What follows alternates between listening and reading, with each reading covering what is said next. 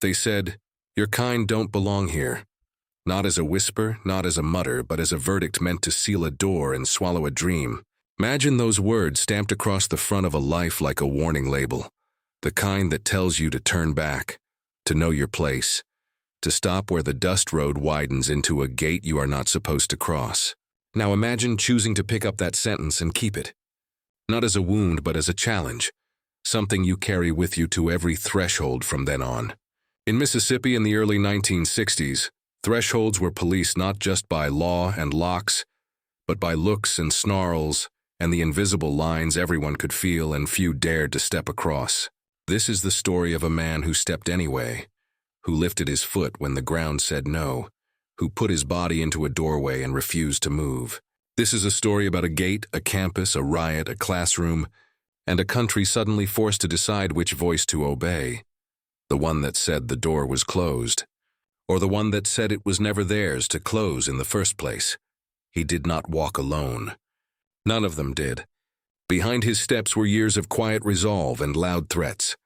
Binders of legal briefs and tin cups of diner coffee. Mothers whispering prayers in kitchens. Fathers setting an alarm for the night shift. And a generation that had waited too long to be told to wait some more. The night would get truly dark before day came. It would cost tear gas, broken bones, and 2 lives. But morning would come, and with it the mundane mercy of a first day of class, a desk, a textbook, a hand raised because there was a question on the page, and a mind that wanted to know. He grew up in Mississippi, where summer light lays soft over pine and pasture, and the distances between houses are measured in acres and years. The world into which he was born was tight with rules that were not written down anywhere you could point to, and everywhere you looked. There were lines at water fountains, lines at lunch counters, lines in the way a sheriff regarded a driver's license, and the way a clerk slid a job application back. The word for it was custom, a polite word that covered for a crude fact. Some doors opened and others stayed shut, and everyone was meant to understand why. The child learned early to read a room, to count the seconds it took a conversation to turn cool, to know which roads felt safe after sundown and which did not. He learned that fear could be folded into routine, and that routine could seem like peace if you kept your eyes low. His father believed in work that you could hold in your hands. His mother believed in work no one but God could see. Both believed in their son's mind, a faith that took practical form in pencils sharpened to neat, points and notebooks that began in September, as ordered lines and finished, in May full of dog-eared corners and answers box framed. With careful pencil strokes, he learned to love neatness and order, not just because tidy things looked better, but because order meant control, and control was scarce. When he left Mississippi to serve in the Air Force, he traded red clay for barracks floors, the familiar slight for a rank, and most shockingly, for a world where he stood among men from everywhere, doing the same tasks, saluting the same flag, with an authority whose voice mattered more than any bystander's opinion. It did not erase what he knew. It taught him another kind of truth, that the world outside could be bigger than the one inside. When he returned with that bigger world stamped on his expectations. He wanted something simple and audacious, to attend the state's flagship university as a citizen of Mississippi. He wanted to study political science, not to prove anything to anyone, but because he had questions and the answers were supposed to be in books and in classrooms. He had been told since he was a boy that learning changes what a man can do. He believed this so completely that he decided to test whether his state believed it too. The university, with its columns and lawns and the orb of a white dome catching afternoon sun, was not just a place. It was a promise about who belonged inside and who did not. He meant to ask that promise to keep its word. The racial climate around him was not a climate at all. It was the weathered scaffolding of a system designed to feel permanent. White citizens' councils met in respectable offices and couched their objections in polite legalese, while sheriffs and crowds made the point more plainly. National headlines told of buses burning in other towns, of students at lunch counters, of hymns sung on courthouse steps. And in Mississippi kitchens and church basements, plans were laid carefully with people who knew the stakes. It was not naivete that drove him forward. It was arithmetic. You made your move, You read the signs, you prepared for the worst, and you did not stop until someone forced you to. He had a file of letters. He had counsel. He had a jacket and a tie and a posture that looked calm, even when his heart beat like a trip hammer. He also had a sentence ringing in his ears, one he had heard in 1,000 variations. Not here, not you, not now. The first refusal came wrapped in administrative phrasing, the tidy disease of discrimination. The registrar's office sent a letter so proper it was almost polite. It noted prerequisites. It identified technicalities. It sidestepped the truth with the lightest of steps, like an old dog circling down into a bed it had known for years. He knew what the letter meant.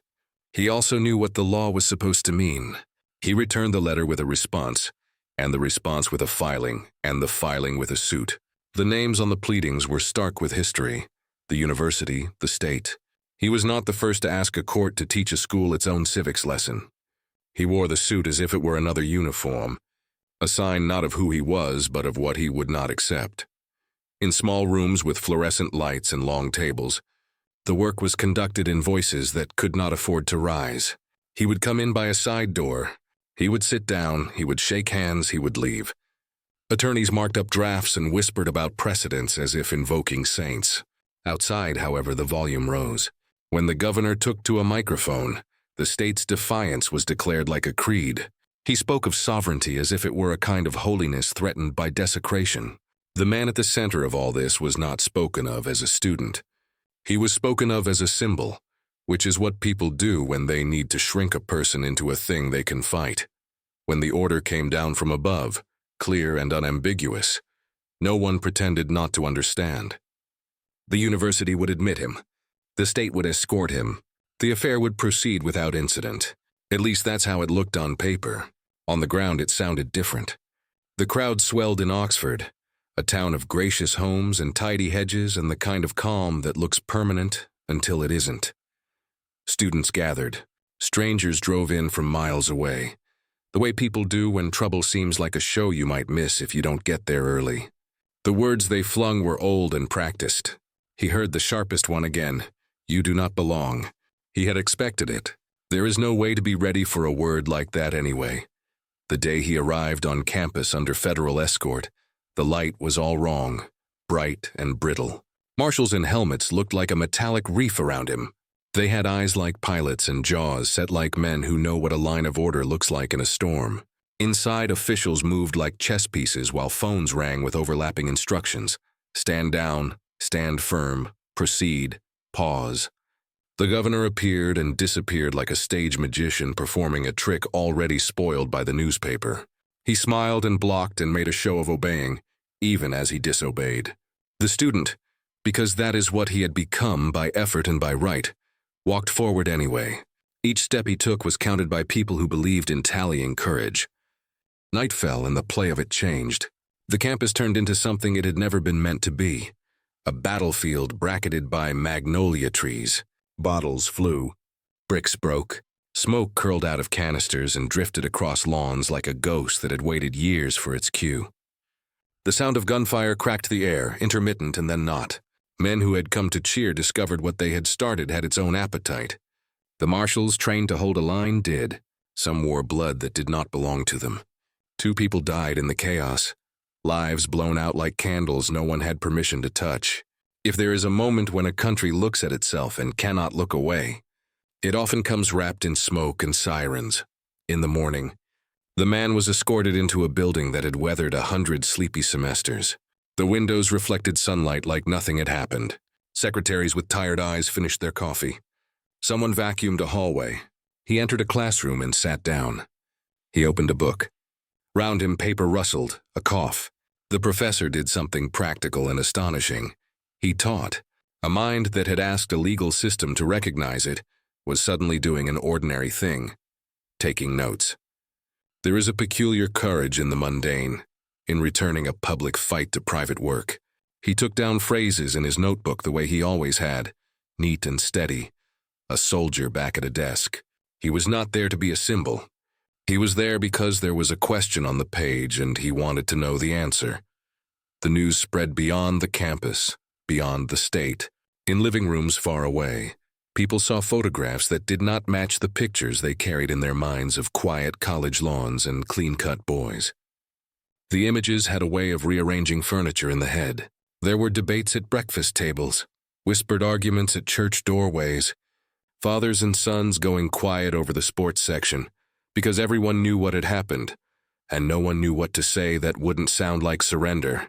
Somewhere, a mother set a coffee cup down too hard and cracked the saucer. Elsewhere, a boy read a headline and decided right then to become a lawyer. A girl cut out a photograph and slid it under the napkins in a kitchen drawer. Every day, after that first day, carried the weight of the first day. He walked to class through the wayward architecture of glares and murmured insults. There were notes slipped under doors. There were whispered warnings disguised as friendly advice. There were professors who did their jobs and professors who didn't, classmates who held their eyes steady, and those who glanced away as if contact were a contagion. The loneliness was the kind that sits with you even in a crowded lecture hall. He learned the campus at odd hours, walking routes where shadows would do him the favor of looking like shade instead of threat. He learned which doors stuck, which hallways were short, and which faces softened if you said hello first. He learned to be grateful for small mercies, a nod, a normal question about homework, the quiet of a library that did not care what your name was as long as you kept your voice down. At home, he knew his phone might ring at any hour with something he did not want to hear. He knew he might need to pack a bag quickly. He knew he might have to leave by the back door. He kept his clothes folded anyway, shirts edged with starch, as if neatness could be a shield. There is a dignity that persists in rituals when everything else becomes improvisation. Even on nights when sleep would not come because somewhere outside a car idled too long, he would set the alarm for morning. It is a kind of rebellion to plan for tomorrow when people are trying to rob you of it. The community that had put so much faith and fear into this fight did not leave him to carry it alone. There were calls, check-ins that were partly logistical and partly prayer. There were people who understood the long game, that you cannot win a change in law unless you can survive the long afternoon between lunch and a 2 p.m. lecture. That courage has to pay its bills and keep its appointments. There were legal briefs to be defended from new angles, not just the old ones about rights, but the immediate ones about safety. There were routes to be adjusted and chaperones added, schedules tightened so that exposure was minimized. Days when leaving 5 minutes early saved an hour of worry. Resistance looks like marches in the news. It also looks like a friend who waits with you outside your classroom until the hallway has cleared. The system, enraged at being circumvented, did what systems do. It invented more obstacles and pretended they had always been there. Requests were delayed, then lost, then found under a stack of other neatly delayed things. Signatures took longer. Forms came back with new questions. Offices closed 5 minutes early. None of these things were big enough to name. All of them were big enough to grind you down if you let them. He treated each as a task. Fill this in, call that office, follow up, clarify. He refused to be routed around like water finding a new path. He was the path. He knew that if he could normalize his presence, if he could make the sight of him in a seat as ordinary as any other student's, the building itself would get used to him, and perhaps the people would have to catch up. Meanwhile, beyond the campus, talk turned to the next threshold. If a man could push his way into a classroom because the Constitution said he could, what else could be claimed?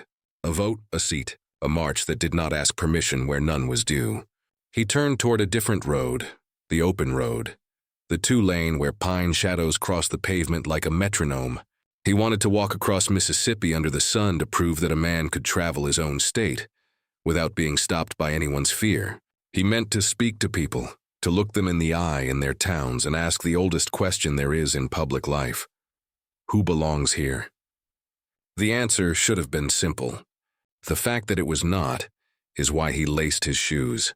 The shot came on a day that was bright enough to suggest nothing could go wrong. The pellets ripped the air and then tore into his flesh, and the world tilted.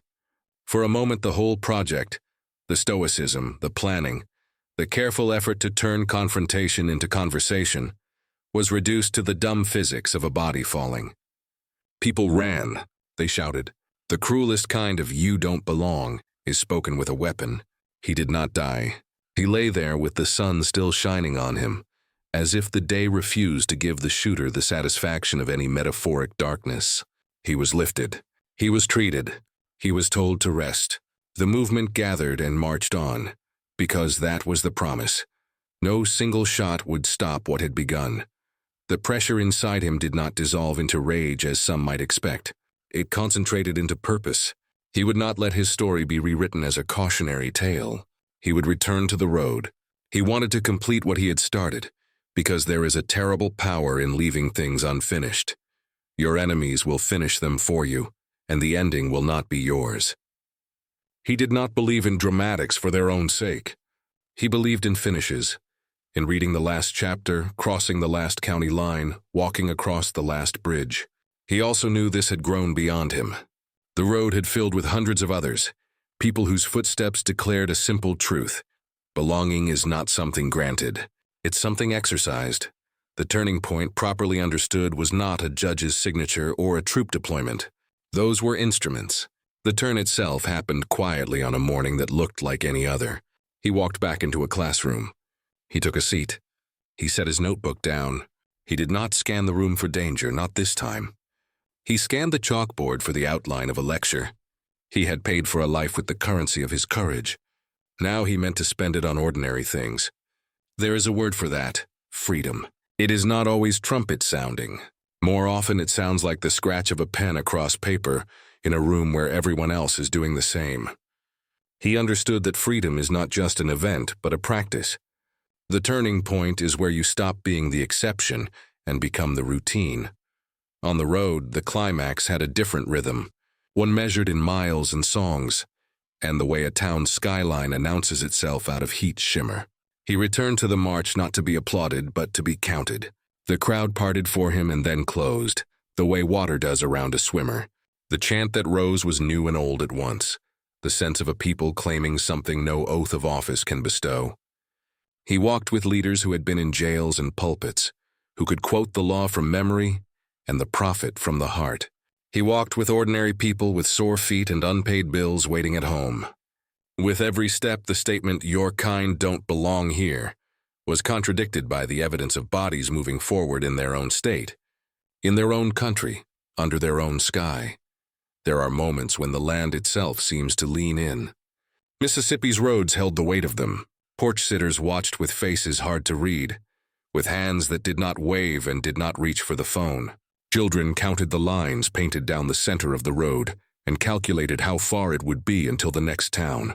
He reached the place he had meant to reach and turned not toward a single triumph, but toward a collective one. Registration tables, long lines. The slow copper coil of bureaucracy turned now toward inclusion instead of exclusion. The climax was not a bang, but a hinge, and the door, once opened, did not swing shut so easily again. On campus, graduation came like a sentence finally completed. The robe fit a little awkwardly. The tassel tickled his cheek. He felt both conspicuous and invisible at once, the way one feels when an event has been witnessed so widely that your own perspective on it has shrunk to a patch of blue sky and the faint itch of starched fabric at your neck. He heard his name called. He walked across the stage. He shook a hand. Applause rose, not from everyone, but from enough. If there was bitterness, it did not stick to him. He had decided long ago not to let other people's poison decide the taste of his day. After the flashbulbs and the editorial pages, life continued, which is the best victory anyone can hope for against a system that intended your life to be narrowed and shortened. He took jobs, he wrote. He raised his voice in ways that surprised some of those who thought they knew exactly where he would stand forever. People liked tidy stories. He refused to remain tidy. He met with men across the spectrum of politics, drew fire from allies and opponents, and continued to do the most radical thing of all, to think for himself. That too was part of the legacy of walking through doors that were supposed to stay closed. Once inside, you might sit anywhere you like. The university changed in ways that felt glacial from close-up and shocking from far away. New faces appeared on class rosters. New histories arrived in syllabi. The institution, which had treated the law like a suggestion, learned to treat inclusion like a habit. Generations came and went. Teenagers who grew up on stories of that night told them to new teenagers who, in turn, rolled their eyes at the dreariness of hearing old men talk about old fights. Then one day something would happen somewhere. A flyer posted, a phrase muttered, a policy proposed, and those teenagers would understand suddenly that they were inheritors as well as beneficiaries. The doors remain open only as long as people keep walking through them. Across the state, the lines drawn on maps took on new meaning. Voting stations opened where once there had been none. Courthouses saw names signed they had not seen before. The change did not solve everything. It did not erase poverty or heal what had been broken between neighbors. It did not banish the stubborn shadow of not here from all the spaces where it had made a home. But it transformed the baseline. The default shifted from exclusion with exceptions to inclusion with a struggle at the margins. That matters. Society is not redeemed in one lawsuit, one night of smoke, one walk on a hot road. It is redeemed in the daily grind of fairness made so familiar that children grow up thinking it was always like this. The phrase, "Your kind don't belong here," did not disappear. It just grew embarrassed about showing its face in public. It muttered its message in new dialects: fit, standards, tradition, tone, neighborhood character, merit, words that can be used generously or weaponized with a smile. The lesson of his life is not that you can silence that phrase forever. It is that you can teach people to recognize it, even when it arrives in a tuxedo and a tax code, and to answer it not with a matching cynicism, but with the persistent practice of showing up. The antidote to exclusion is stubborn presence. The remedy for a gate is a calendar full of dates you intend to keep inside. In his quieter moments, because every life must have them, he would return to the simplest parts of his story like a man turning a stone in his hand. There was the first application, the letter, the filing, the long night lit by a courthouse lamp, the morning of class, the sound of shoe leather on linoleum, the scrape of a chair. There was the road, the gunshot, the hospital smell, the day he laced his shoes again. And there was the finality of an afternoon where he closed one book and opened another, where the sentence at the top of the page was about a theory of government and not about whether he should be allowed to read it. Those are the moments that resolve a life into something more than a headline. Those are the moments he kept. If you listen closely to stories like this one, you will hear a refrain. Belonging is not granted by the loudest voice in the crowd or the highest office in the state. It is practiced day by day by people who refuse to leave rooms they have a right to occupy. The victories look public, but the courage that secures them is private. The early alarm, the ironed shirt, the step taken when a step costs something. The phrase, "Your kind don't belong here," is a dare disguised as a sentence. The only answer that matters is to belong anyway, and to bring others with you. One enrollment form, one vote, one sidewalk conversation at a time. You will be told, in your own ways and in your own places, what cannot be done, where you should not go, what is not for you. You can accept it and shrink your life until it fits someone else's comfort. Or you can do what he did. Make your life the size of your convictions. Ask the law to be what it says it is. Ask your neighbors to be who they say they are. Ask yourself to keep walking when the road gets hot. It will not always be dramatic. It will not always look like history. Most days it will look like a quiet room and a desk and a page that needs your hand on it. Take your seat. Open your book. Begin.